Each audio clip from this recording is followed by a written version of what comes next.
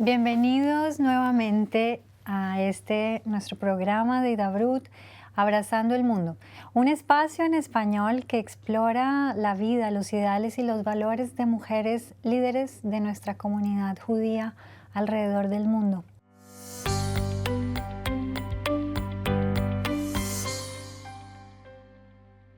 En el programa de hoy tenemos una invitada de lujo, una mujer nacida en Londres, con una trayectoria y una experiencia que han dejado una huella no solamente en Israel, sino a nivel global. Flor Hassan Nahum, bienvenida. Muchas gracias por tenerme. Un placer tenerte aquí en este programa, un espacio de Hidabrut, la televisión en Israel en español. Algo diferente y que busca conectarnos en las culturas latinas y el corazón de Israel. Bueno, pues bienvenida, muchas gracias y quiero comenzar preguntándote por el comienzo en Londres, ¿no? Naciste en Londres, después fuiste a vivir a Gibraltar. Bueno, nací en Londres fui a Londres para nacer solamente. Me crié en Gibraltar, mi madre fue y me tuvo en Londres, eso todo. ¿Cómo fue la infancia en Gibraltar? Gibraltar es un lugar muy bonito, pequeño, muy pequeño, con una comunidad pequeña, pero en términos de porcentaje, es una comunidad bastante grande. Es una comunidad muy antigua. La familia de mi padre lleva ahí 350 años desde que Gibraltar se volvió británico, cuando invitaron a los judíos a volver a la península ibérica, que los habían echado, claro, con la Inquisición. Y es un lugar normalmente de paz, de coexistencia, con que fue una infancia muy bonita, muy segura. Tu padre fue primero alcalde, ¿verdad? Y después alcalde, primer ministro. Y después primer ministro, sí. ¿Cómo es ser hija de un primer ministro? No es fácil. Yo creo que la gente piensa que hay muchas ventajas, pero la verdad que hay mucha responsabilidad también de una edad muy pequeña, porque no se puede hacer esto porque digan de tu padre y no se puede hacer lo otro por sí. Con que el estándar que yo tenía que comportarme como una niña pequeña es mucho más, un estándar mucho más alto y más responsable que cualquier otro niño. Eso es lo primero, pero yo creo que eso es bueno, darle responsabilidad a los niños pequeños, la verdad. Yo creo que eso los madura y eso es lo que necesitamos. Y mi padre era una persona que era muy importante, pero también era muy humilde. Y él hablaba con todo el mundo, recibía a todo el mundo, acogía a todo el mundo. Todos los Shabbat estaba en Bet Knesset por la mañana. Su vida era su vida y no cambiaba por la posición que él tenía. Entonces nos criamos muy normal. Mi padre no quería casa de gobierno porque no quería que nos acostumbráramos a algo que después, cuando él se retirara, nos tendríamos que ir de una casa que nos hemos criado, con que no teníamos casa oficial de gobierno. Y también yo siempre digo que los padres siempre le hacen sentir a sus hijos que son muy especiales. Y mis padres hicieron lo opuesto, querían enseñarnos que no somos especiales, para que no nos creyéramos que valíamos más que nadie. Y yo creo que es una cosa que no se ve todos los días en los hijos de los políticos, con que la verdad que estoy muy agradecida a mis padres que nos criaron tan normal como pudieron. Con mucha humildad. Sí, con mucha humildad y la verdad que lo llevo eso conmigo. ¿Cómo era tu familia? ¿Cuántos hermanos? Yo y mi hermana pequeña. ¿Tú eras la mayor? Yo soy la mayor, sí. Y con que éramos pocos. Pero cuando son dos, somos mejores amigas, yo pienso, de que lo seríamos si fuéramos más. Porque nada más somos dos. A los 18 años sales para Londres. Para estudiar en Londres, sí. Para estudiar Derecho. Sí. Wow. Desde que naciste hasta los 18 años, ¿tú tenías muy claro ya que ese era tu camino? Bueno, cuando nací no sé, pero desde de teenager ya yo sabía más o menos que quería ser abogada. Mi padre era abogado de profesión. Yo siempre fui una persona muy activa en todo lo que era el liderazgo. Yo siempre digo, los políticos no nacen, los políticos se ven desde pequeños, y aquí son los niños que están involucrados en liderazgo, cualquier liderazgo que sea. Y me crié pensando que quería estudiar Derecho, como mi padre, porque yo creo que la gente hace lo que ellos piensan, lo que ven. Entonces, una gran influencia de tu padre. Una gran influencia de mi padre. Yo creo que los niños hacen lo que ellos ven en su casa. Porque hay niños que de pronto son doctores, los padres son doctores, las madres son maestras, porque uno se acostumbra a lo que ve en su casa. Y por eso yo creo que cuando se me presentó la oportunidad de ser política, de correr para el gobierno local de Jerusalén, me lo pensé porque yo sé lo que es el sacrificio de la política, pero no era algo ajeno a mí, era algo que yo conocía de la casa. Muy familiar. Un familiar, exactamente. Con que sí, fui a estudiar Derecho, terminé la carrera y conocí a mi marido, nos queríamos venir a Israel. ¿Y conociste allá? Conocí a mi marido en Londres, sí. Tuviste también una vida estudiantil muy activa. Sí. Cuéntanos un poco. Bueno, como dije antes, con lo de la política, también fui la jefa de la sociedad judía de mi universidad, King's College. Wow. Y bueno, era también ver lo que se podía hacer para desarrollar la vida judía en la universidad que yo estaba, que no habían muchos judíos. Pero bueno, era la Universidad de Londres, con que hay muchos judíos en otras universidades, en otros institutos, con que me involucré en ese mundo.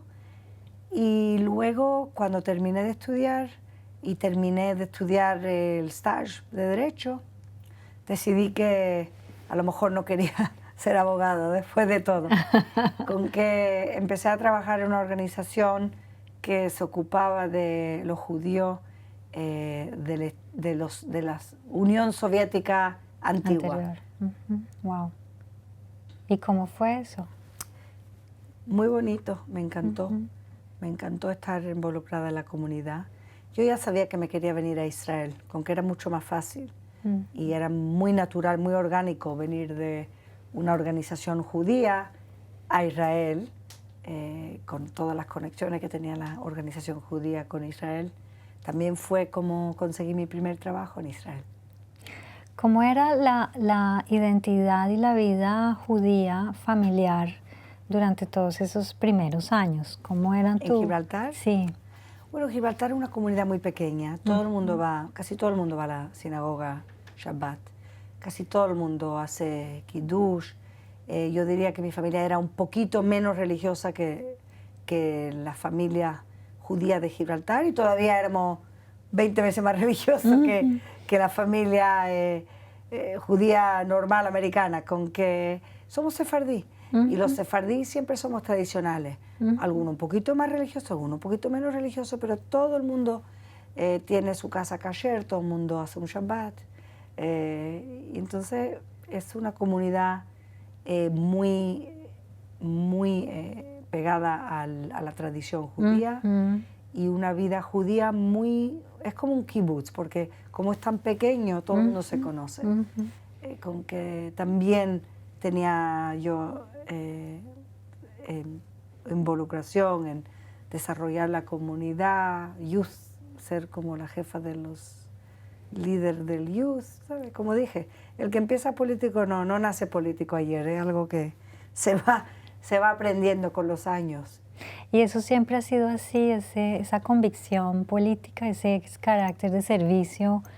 ¿Alguna vez has pensado, bueno, quizás un poco de descanso, algo diferente? Lo pienso todo el rato, todos los días. Sí, lo pienso y digo, mi vida sería mucho más fácil, sí. Trabajaría solamente para la plata, sí. Trabajaría solamente para volver a mi casa y estar tranquila, pero eso no es yo. Yo no puedo vivir así, yo necesito tener significativo en mi vida, necesito tener un objetivo que tenga que ver con mi país y con mi pueblo judío, con mi gente. Wow. ¿Cómo combinas todo ese compromiso del servicio público con tu vida de mamá? Soy madre de 4 hijos. Madre de 4 hijos, sí. El grande tiene 22 años, está en el ejército, y el pequeño tiene 15 años.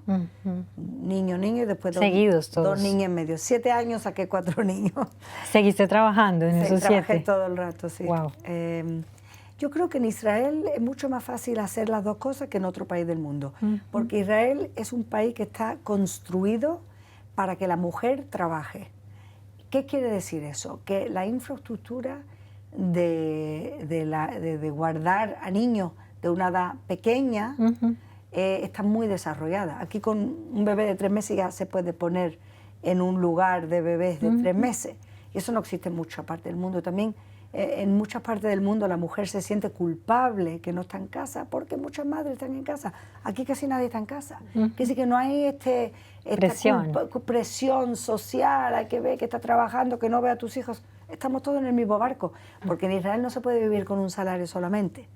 Y entonces yo creo que es mucho más fácil ser mujer de carrera y madre, y ser madre buena y mujer de carrera buena en Israel que en otro lugar del mundo. Bueno, muchas de las que nos están escuchando yo creo que acabaron de abrir los ojos, porque justamente es uno de los desafíos de la modernidad hoy en día, ¿no?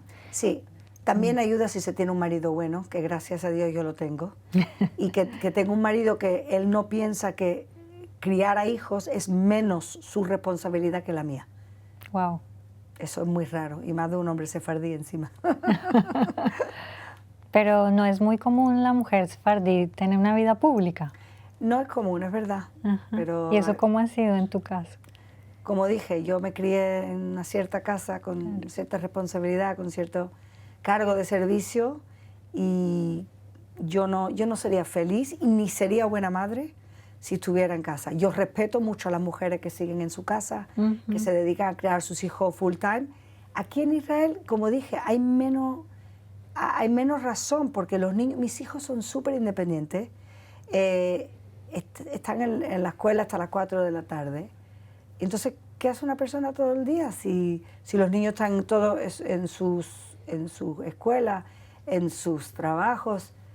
Cuando eran pequeñitos era más duro, sí, no digo que no, pero mismo cuando eran pequeñitos estaban en guardería de edad pequeña. ¿Y alguno de tus hijos está siguiendo los pasos de mamá y abuelo? No sé, pero mis hijas las veo que son líderes. Tengo 2 niños y 2 niñas, mi hijo también pequeño.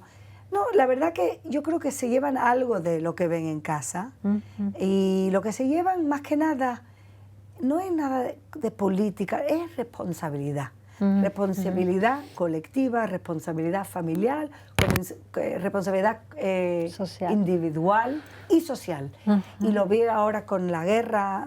Una de mis hijas formó un GMAJ para la guerra, recaudando fondos, recaudaron dinero, recaudaron de todo, de leche de bebé, todo lo que se puede imaginar, cosas para soldados, calcetines, todo lo que se puede imaginar.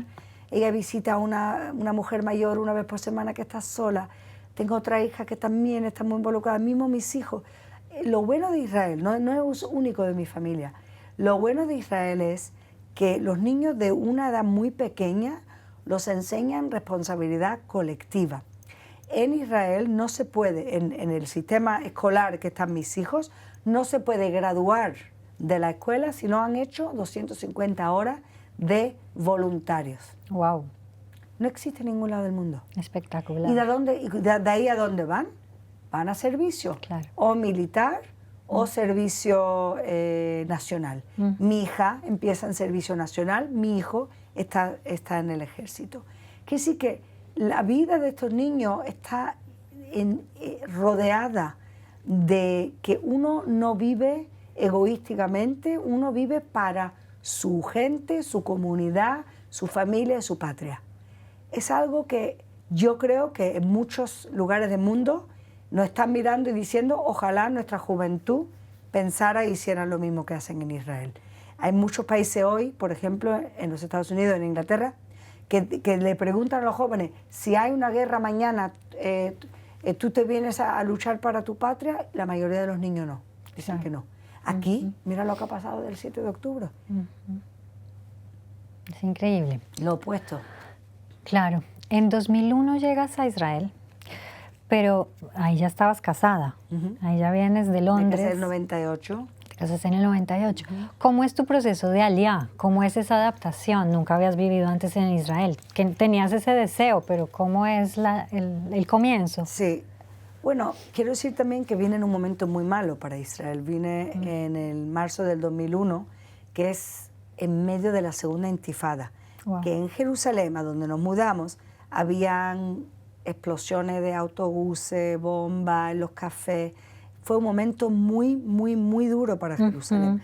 Cada 2 semanas, cada 3 semanas había una explosión y mataban a la gente. Y bueno, nuestras familias pensaron que estábamos locos veniéndonos en ese momento. Pero nosotros teníamos muchas ganas de venir y dijimos, si no venimos ahora, cuando nuestra gente nos necesita, ¿cuándo vamos a venir? Nunca va a ser un momento ideal para venir a Israel. Con que vinimos en el marzo del 2001, fue muy duro al principio solamente por el terrorismo. En términos culturales, a mí es muy cómodo Israel, porque yo me crié en Gibraltar, que es en el Mediterráneo, y hay mucha similaridad. No el carácter de la gente, ahí la gente es mucho más tranquila, aquí la gente es más agresiva, nerviosa y activa. Sí. Y en Gibraltar la gente son más parada, todo el ritmo es mucho más lento.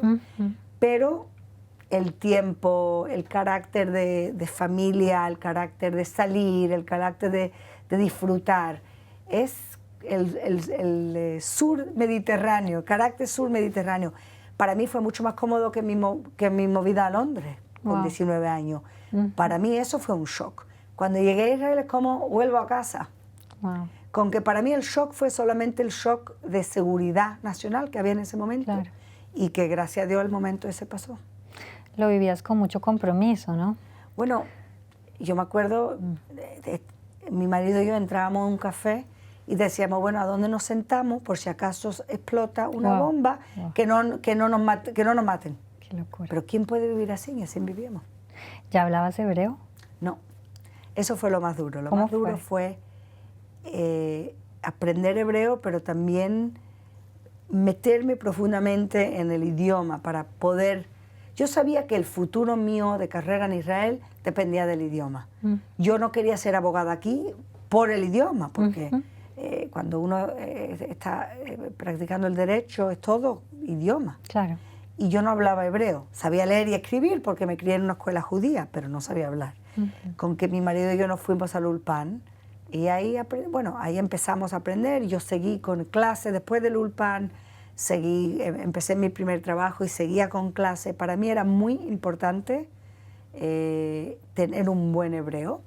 Y después cuando estuve en el país como 6, 7 años, me fui a estudiar un máster en la Universidad Hebrea y bueno, podía yo escribir mis trabajos en inglés, pero todas las clases eran en hebreo. Con que ahí también recibí otro upgrade, Difícil. Muy difícil. ¿Un máster en qué? En resolver conflictos. Wow, interesante. Sí. Todo en hebreo. En hebreo, sí. Pero ¿Ahí ya entendías todo? No. Entonces me sentaba en clase los días antes del smartphone, me sentaba en clase con un diccionario. Wow. Sí. O sea, fueron más de 6, 7 años aprendiendo. Sí. Y todavía me equivoco, todavía gramáticamente, todavía me falta de vez en cuando una palabra. No lo hablo como hablo inglés y español. Pero bueno. Mucho coraje. Manejo. Mucho coraje. Porque, a ver, para los televidentes, los que nos están viendo, estamos hablando con la vicealcaldesa de Jerusalén. Ex vicealcaldesa de Jerusalén. Ex vicealcaldesa. Terminé ahora en marzo y ahora soy enviada especial del Ministerio de Asuntos Exteriores. Wow. Entonces, un cargo altísimo, una carrera pública, una carrera política, en un idioma que te ha costado mucho aprender. Sí. Es admirable. Yo solamente sé trabajar duro y poder servir a cuanta más gente. A mí lo único que me da satisfacción es cuando yo he ayudado a alguien salir de un problema o poder desarrollarse de alguna manera, es lo que a mí me da mucha satisfacción. Qué lindo. ¿Y cuáles han sido tus ambiciones mayores en la vida? Yo me gustaría ser ministra. Wow. Sí. Tengo que correr en el Knesset siguiente y a ver lo que pasa. ¿En quién te inspiras? Primero quiero decir que ser mujer no es tan duro como ser hola, como ser inmigrante. Y te digo por qué la política es duro. Porque aquí la política en Israel todo es alrededor del ejército y alrededor de las conocencias que te criaste con ella. Y el que viene de fuera no tiene ese network.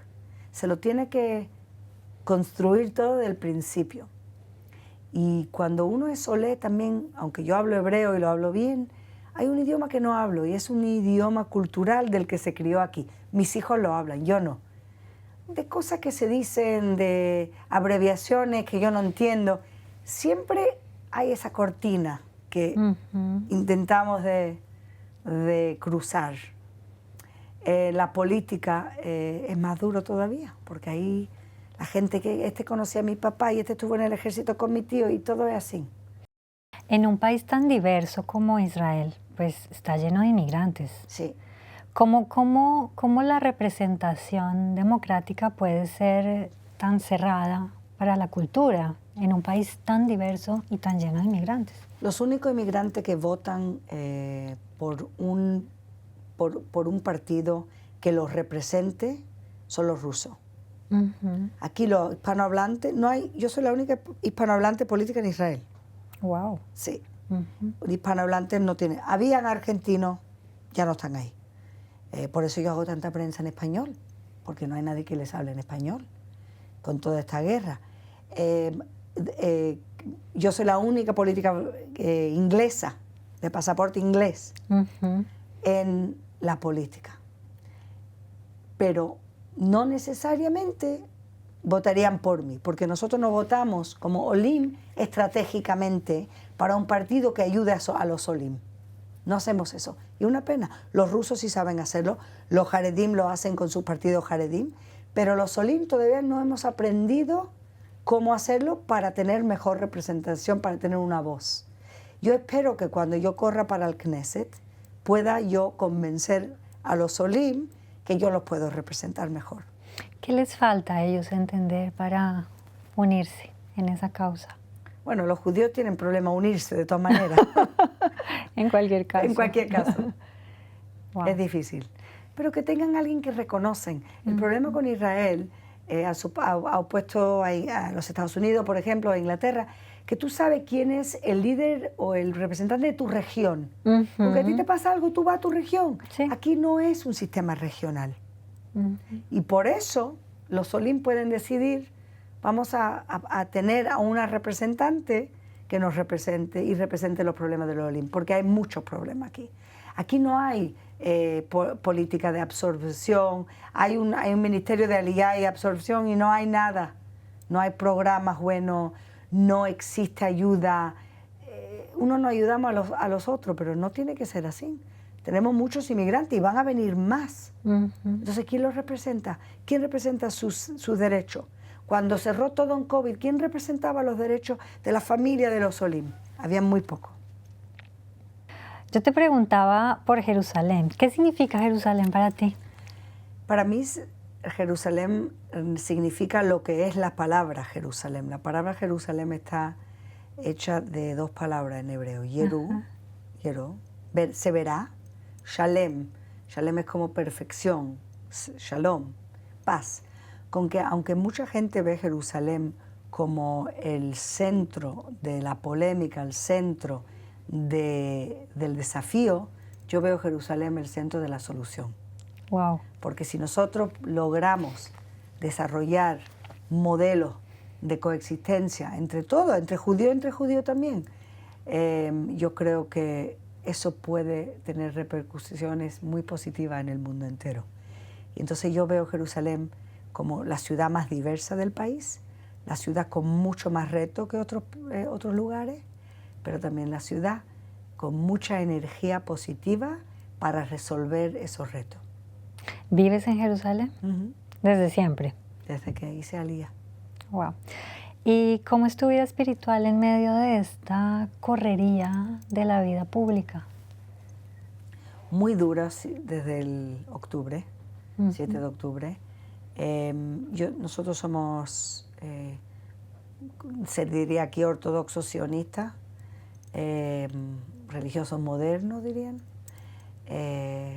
Mis hijos van a escuelas religiosas y tenemos una comunidad muy bonita. Nosotros somos sefardí, tenemos una comunidad sefardí, más bien de mi marido porque la mayoría son hombres, y una comunidad mixta de Ashkenazim y Sefardim, pero todos somos amigos y nuestros hijos se han criado juntos.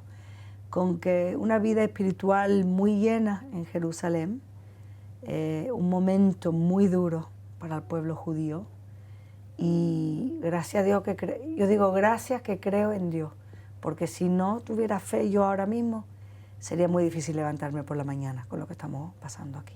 Total. ¿Cuál es el papel de la diáspora y de lo que pasa afuera? Porque este programa lo están viendo afuera todas las personas que hablan español, también subtitulado en inglés. Sí. ¿Cuál es el papel de la diáspora en el futuro de Israel? Yo creo que no se puede separar Israel de la diáspora, somos una familia. Y yo creo que si algo no ha hecho el 7 de octubre es darnos cuenta de que somos una familia. Nos atacan aquí, nos atacan ahí, a ellos les duele que nos atacan aquí y a nosotros nos duele que les atacan ahí. Eso es lo que pasa en una familia, en una tribu.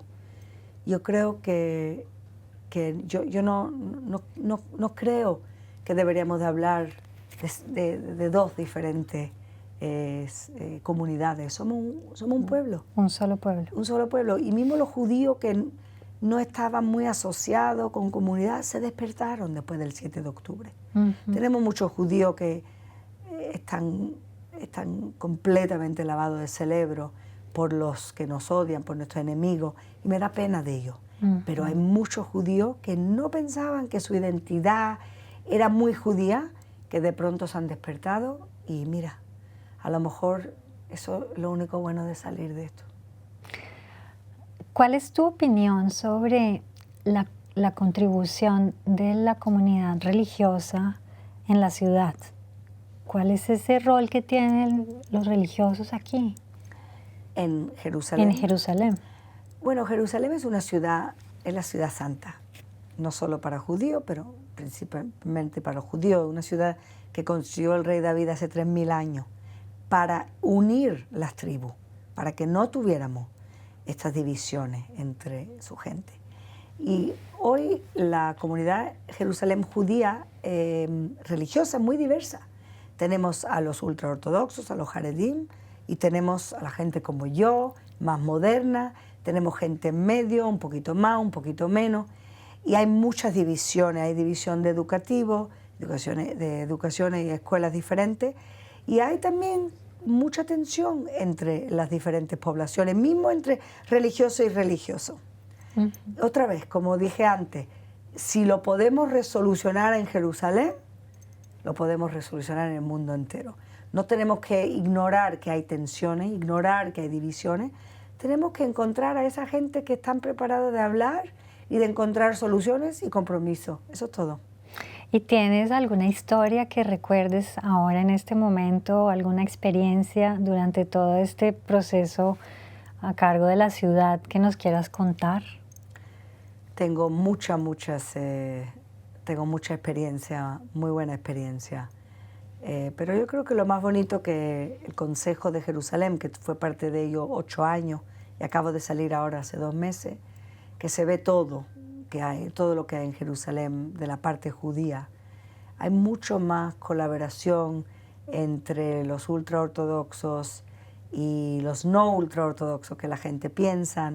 Siempre yo he tenido muchas colaboraciones con unos políticos muy buenos, Haredim, y yo creo que hasta el día de hoy tenemos mucho respeto mutuo y mucho respeto a mí, y yo no creo que no hay respeto a la mujer en el mundo jaredí. Creo que hay mucho respeto a la mujer en el mundo jaredí, y hay mucho respeto a mujeres en liderazgo en Israel por la parte de los políticos jaredim, cosa que no se ve en la televisión. Pero ¿cómo es eso en tu experiencia personal? ¿Ha sido una sorpresa o...? No sé. ¿Cómo lo vives? No creo que ha sido una sorpresa. Tengo mucha familia también que se identifican en la comunidad jaredí. No, para mí no ha sido una sorpresa. Para mí lo que ha sido una sorpresa es que a veces cuando queremos trabajar juntos, también todo lo que es política, bueno, yo no me meto en esto, tú no te metas en eso, tú no votes contra mí aquí, yo no voto contra mí. Creo que hay mucho más pragmatismo en la política de lo que la gente piensa. Okay. A veces la ideología, hay mucho lugar para pragmatismo y para también encontrar ese camino en medio. ¿Y has tenido alguna influencia de algún tzadik, un sabio, una persona espiritualmente reconocida? Buena pregunta. Yo tengo mucha inspiración en mi vida, claro que mi padre es una de ellas. Mi abuela era un fan muy grande de Meir Balanés, pero yo, cuando me falta esa inyección espiritual, voy a la tumba de Rachel, porque para mí la madre, una de las madres de nuestro pueblo, me inspira mucho, una mujer que sufrió mucho y que siguió adelante. Entonces, y está a 10 minutos de mi casa, con que sí suelo ir a que ver Rachel mucho más de lo que se pensaría. ¿Te gusta rezar? Sí, me gusta, pero a mi manera. A tu manera. No como un pajarito. Yo hablo con Dios. Ajá. ¿Y cuál es tu mitzvah favorita? ¿Qué te gusta? Sí. La verdad que Shabbat en mi casa es muy importante. Encender las velas para mí es el momento que hablo con Dios. Ese es el momento para mí. Y hablo con Dios. Y toda la semana yo hago Shabbat grande, invito a mucha gente, gente de todas partes, gente que no son religiosas, a veces que no son judías, embajadores, políticos, gente de fuera, periodistas, porque yo quiero que el mundo vea cómo de bonito es el judaísmo, cómo el Shabbat nos mantiene sanos, nos mantiene en familia y en comunidad. Y la verdad que me gusta mucho preparar Shabbat, cocinar para Shabbat y recibir a gente Shabbat. Lo hago toda la semana. Una comida la hago, porque mis hijos quieren una comida sin nadie, yo lo comprendo, pero una comida siempre tengo a invitados muy diversos. Bueno, un Kiddush Hashem total. Yo quiero entender cómo que una mujer como tú cocina para Shabbat. Eso es algo que no... Primero, que hay cosas que no hago porque me tardan mucho tiempo. Yo no hago ensalada porque se compran por 12 shekel. Ajá. Una tontería. Yo soy muy práctica. Ok. Con que si puedo comprar algo por 3, 4 dólares, porque me voy a pasar 2 horas en la cocina. Y lo hace mejor que yo. Ajá. Yo cocino bien. Me enseñó mi suegra a cocinar. Y todo lo que hago, yo te preparo un Shabbat en 2 horas y media. Eres rápida. Sí, pero también no hago cakes. No. O sea, ensaladas y cakes. Ensalada y cakes lo compro comprado. porque estamos en Israel. Ajá, hay de todo. Hay de todo y para ver encima. Yo es que no cocino con mucha... yo no mido las cosas cuando cocino. Y para hacer cakes hay que medir. Y yo no soy de medir. Yo soy de mano así. Con que yo en 2 horas y media preparo un Shabbat para 20 personas sin pensarlo 2 veces. Wow. ¿Tienes ayuda? Tengo un poquito de ayuda. Mis hijas, una de mis hijas empezó a hacer jalá. Yo nunca he hecho jalá. Una vez lo hice con Shabbat y parecía que alguien se había sentado encima. No es lo tuyo. No es lo mío. ¿No? Yo digo, lo de baking no es lo mío. Pero cocinar sí es lo mío. Qué lindo. Y hago una combinación de comida sefardí. Mi marido es iraquí y yo soy media de marroquí. ¡Guau, qué delicia! Tenemos mucha comida que, claro, cuando vienen los invitados les gusta mucho probar cosas de diferentes lugares, de diferentes culturas. Y la verdad que saco mucho mucha satisfacción y disfruto mucho recibir a gente. ¿Cuál es tu plato estrella? Mi plato estrella es un pollo que me enseñó mi suegra, que es iraquí indio, porque la familia de mi marido fueron iraquí de Bagdad que se mudaron a la India y después a Inglaterra, con mucha especie, pero no harif, no es picante, pero tiene mucho sabor. Cúrcuma. Cúrcum, ginger, ajo, claro está, y otras cosas como hell, cardamom, ni sé cómo se llama en español, clavos, laurel, unos sabores muy interesantes. Wow, increíble. Bueno, pues aquí hay muchas mujeres que deben estar ya buscando la receta en internet. Hablemos un poco de tus hijos. ¿Qué nos quieres contar? Son niños buenos todos ellos, gracias a Dios. Son niños buenos que tienen bondad, que saben, se pelean continuamente, pero son generosos de espíritu, que es lo más importante en la vida. Que también como yo veo y como mi marido veo que cuando tienen un amigo que tiene un problema, se tiran por ayudarlos. También reciben mucho, invitan mucho a casa. A mí me encanta que mis hijos también tengan sus amigos en casa. Yo prefiero que estén en mi casa que estén en la calle, la verdad. Tú dijiste que el mayor tenía 21. 22, sí. 22 y el menor 15. 15, sí. 21. Bueno, y 4 niños. O sea, es una edad crucial. Sí. Esa es pero la edad. Gracias a Dios, lo más importante en la vida con los niños es quién son su influencia, quién son sus amigos. Si tienen buenos amigos, de buena familia, buenos niños, los niños salen bien. De vez en cuando hay una influencia mala, se puede ver a un niño separarse un poquito de la familia. Pero lo más importante es que se sientan seguros, que se sientan amados en la casa. Y yo también, una cosa muy importante, cuando veo que alguien me habla o pierde el respeto, yo me desconecto. Okay. Yo no me peleo, yo me desconecto.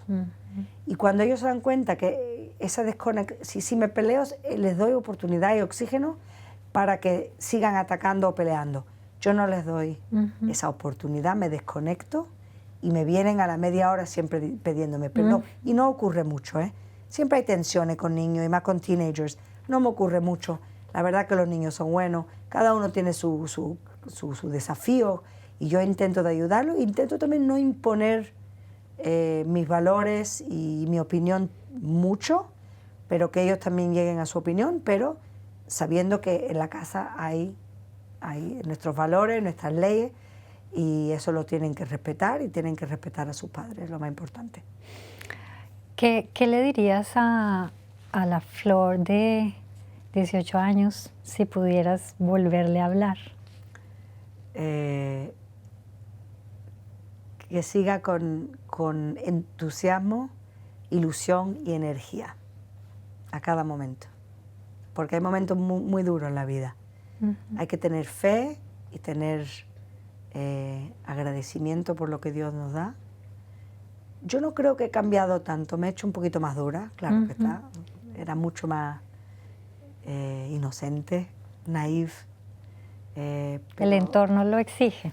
El entorno lo exige, pero no he perdido mi ideología y mi entusiasmo y mi amor por este país y por mi gente. ¿Qué momento difícil recuerdas? Muchos momentos, de perder elecciones, de no tener o no llegar al trabajo que me merecía y no me lo dieron por razones a lo mejor que era mujer. He tenido momentos personales, tuve un embarazo muy duro, que no sabía cómo iba a salir de ese embarazo, cómo iba a salir el niño, y gracias a Dios. Wow. Gracias a Dios. ¿Y cómo vives los fracasos? Lo más importante de los fracasos es no quedarse en ese momento de fracaso mucho tiempo. Un día, bueno, te doy para que te sientas un poquito miserable, pero hay que levantarse uno, como siempre se ha levantado el pueblo judío. Uno se levanta, hace así. Resiliencia. Resiliencia, y mira adelante. Y mira adelante. La definición de resiliencia no es lo que te pasa, lo que ocurre, las cosas duras que te ocurren en la vida. Es cuánto tiempo te tarda para salir. Eso es la resiliencia. La rapidez. La rapidez y el ritmo de salir y seguir adelante. Y mira, eso es algo del pueblo judío. Salimos de un holocausto y construimos un país al año. ¿Quién hace eso? No existe nadie en el mundo que haya hecho eso. ¿Te sientes fuerte? Me siento que tengo un patrimonio muy importante que seguir adelante. ¿Cuál es ese patrimonio? El pueblo judío, la cultura judía, la educación judía, el espíritu judío, el carácter judío. ¿Y cuál es el rol del español como idioma en todo esto? Es mi primer idioma, el idioma que sueño. Y para mí me encanta el español. Es un idioma tan expresivo, tan expresivo. Insulto en español, todavía me sale. ¿Hablas en español con tus hijos? No, eso fue... ¿Hebreo? No, inglés. Porque mi marido es inglés. Él no habla español, claro. con que es muy duro. ¿No habla español? No, nada. Cero. Bueno, sabe 2 palabras. Suegro. Suegro y... ¿qué más? Otra palabra. ¿Sabe? Suegro y padre, eso es lo que sabe. No, es el problema, que no hablé con mis hijos. 2 de ellas, las niñas quieren aprender, entienden el sonido del idioma. Yo hablo con mi hermana en español, con mis amigas hispanohablantes, cuando vuelvo a Gibraltar, y ahora hago muchas varas en español. Qué lindo. Bueno, todo nuestro público te va a ver en español. Y para finalizar, pues una entrevista muy llena de mensajes muy relevantes para la mujer judía hoy en día. ¿Te gustaría darles un mensaje a todas aquellas personas que nos están viendo, que hablan español, que tienen afinidad por nuestro pueblo, que son judíos, que están en la diáspora, que están aquí en cualquier parte del mundo? Bueno, para la mujer específicamente, la mujer judía sabe hacer de todo, de todo. Somos muy versátiles, muy fuertes, y nosotros llevamos adelante el pueblo judío. Que no se olviden que tienen poder, mucho más de lo que piensen. Wow. Bueno, pues muchísimas gracias por tu tiempo, gracias por tu abertura, por contarnos estas intimidades de tu corazón, y es un placer y admirable todo tu trabajo, que tengas mucha tzlajá, muchos éxitos y brajá en todo lo que hagas. Amén, muchas gracias por estar acá. Gracias. Bueno, y a ustedes, mil gracias por acompañarnos en este programa, un espacio en español, Abrazando el Mundo. Yo soy Haya Bisker y los espero en el próximo programa.